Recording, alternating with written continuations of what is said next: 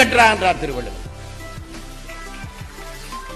மனைத்தக்க மாண்புடையலாகி தற்கொண்டான் வளத்தக்காள். தன்னுடைய தற்கொண்டான் என்றால் தன்னை கொன்றவன் என்ற அர்த்தம் இல்லை.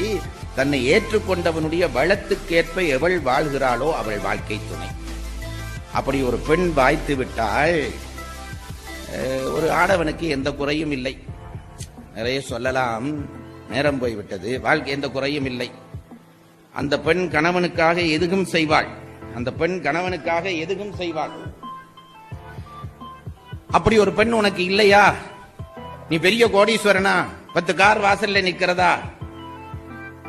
ஒரு பிரயோசனம் இல்லை என்றார் திருவள்ளுவர். மனைமாட்சி இல்லாள்கண் இல்லாயின் வாழ்க்கை எனைமாட்சித்தாயினும் இல். நீ கோடி ரூபாய் வச்சிருந்தாலும் பிச்சைக்காரன் தான்டா.